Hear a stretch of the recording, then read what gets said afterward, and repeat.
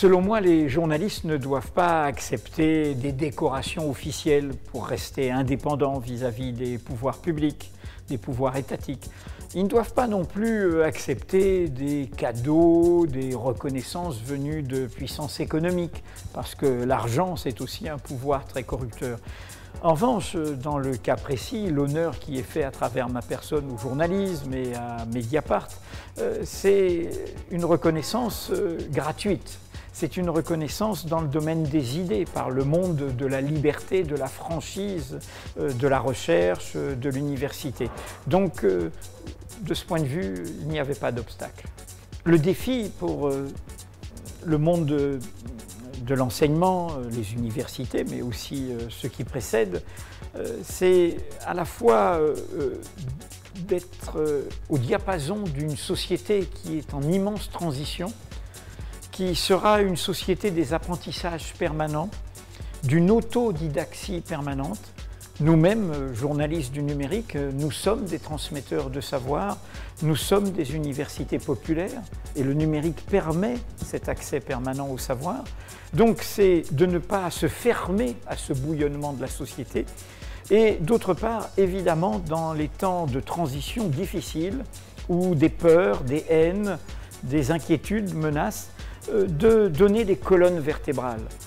Ce savoir qui n'est pas académique, qui est celui au fond du citoyen. Et ces principes, ces valeurs, ces références qui permettent de parier sur la liberté et sur la démocratie. Les puissances publiques doivent être au service de l'intérêt général. C'est bien pour ça que nous, en tant que journalistes, nous avons mené toute une bataille contre cette richesse volée, détournée des nations, qui est celle des paradis fiscaux, de l'évasion fiscale, alors qu'on nous demande des efforts. C'est autant d'argent pris pour des endroits de piraterie qui ne va pas pour construire des hôpitaux, des écoles, des routes, des universités. Donc cet investissement sur la connaissance, cet investissement sur l'accès obligatoire, gratuit, libre au savoir est un investissement essentiel et on ne peut pas le mettre à l'encan de la compétition privée, de la rivalité par celui qui est le plus puissant au détriment de celui qui est le plus faible. Au fond, l'idéal de l'école, c'est au fond cet idéal de l'égalité. Non pas que nous serions tous les mêmes, mais nous naissons libres et égaux en droit, sans distinction d'origine, de condition, de naissance, de fortune, de diplôme, d'apparence, de croyance. J'ai le droit de m'en mêler, j'ai le droit d'être un citoyen actif. Et pour cela, il faut que je sois informé, aussi bien par la transmission de savoir académique que de savoir sur le présent, c'est-à-dire de connaissances journalistiques. C'est pour ça que, pour moi, il y a une alliance naturelle entre le monde de la recherche, le monde universitaire et le monde journalistique, et le monde qui travaille dans ces misères du présent. Nous faisons cause commune sur ce droit de savoir des citoyens. Je suis d'une génération, il y en a encore quelques exemples, qui a pu se permettre d'apprendre ce métier sans passer par des écoles. Aujourd'hui, il vaut mieux conseiller à tous les jeunes d'abord de faire des études, d'être mieux armés par rapport à la situation sur le marché du travail. Alors, quelles études ? Mon point de vue, et j'ai enseigné pendant une dizaine d'années à Montpellier et à Neuchâtel, et c'est ce que j'ai défendu. Beaucoup d'écoles du journalisme font dans l'enseignement pratique. Il faut le faire et en même temps, ce n'est pour moi pas le cœur, car cet enseignement pratique, nous le ferons toujours.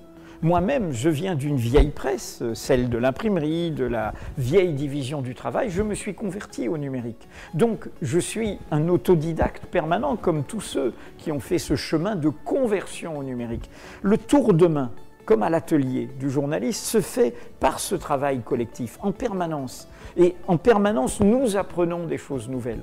Donc, que faut-il d'abord enseigner? Il faut enseigner, pour moi, la référence, le fil à plomb, ce qui permet, dans un moment difficile, dans un moment dur, où il peut y avoir de la précarité, où il peut y avoir le divertissement qui corrompt l'information, où il peut y avoir des tentations, où il peut y avoir de la baisse de niveau, eh bien, il faut que les journalistes aient des références. Il faut que face à cette situation, ils aient des armes pour se battre. C'est pour ça que je privilégie, de mon point de vue, l'enseignement de l'histoire du journalisme, l'enseignement des principes du journalisme, l'enseignement même de la philosophie du journalisme. C'est-à-dire que les journalistes, les jeunes journalistes, sachent pourquoi ils font ce métier. Pas seulement pour faire carrière, pas seulement pour avoir un emploi, parce que ce métier est au cœur d'enjeux démocratiques. Ils sont au service du public. Et dans ce cas-là, eh bien, il faut qu'ils aient ce corpus de valeurs, et ça, il faut prendre le temps, dès le départ, de le leur transmettre. Les temps que nous vivons sont évidemment des temps d'incertitude et d'inquiétude. Mais selon moi, ce sont des temps d'immenses opportunités, car ce sont des temps peut-être équivalents à la Renaissance. Quand on revisite la Renaissance, qui a suivi l'invention de l'imprimerie, on se dit les belles créations, Léonard de Vinci, le bouillonnement, y compris de l'humanisme, qui va donner l'esprit des Lumières. Mais n'oublions pas que ce sont des temps aussi obscurs, de guerre de religion, de conquête, de massacre. Nous sommes dans un moment semblable, progrès et régrès. Donc il faut se battre, il faut frayer la voie, il faut s'emparer de ce moment. Et pour moi, dans ce moment-là, être journaliste, c'est d'abord parier sur l'inattendu, sur l'imprévu. Ne pas croire que l'histoire est écrite. L'histoire ne fait rien. Et elle sera faite d'abord de ce que nous ferons. Il n'y a pas de fatalité, il n'y a pas d'automaticité, il n'y a pas de servitude qui nous tomberait d'en haut. Donc il faut ouvrir le futur en ayant cette sensibilité à l'événement, ce qu'on appelle aujourd'hui, en reprenant une vieille notion, la sérendipité. C'est-à-dire que on cherche quelque chose et on va trouver autre chose.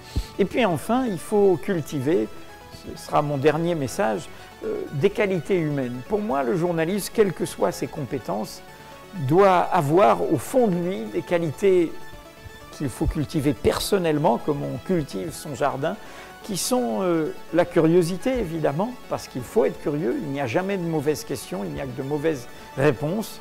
Mais en revanche, il faut que cette curiosité soit généreuse.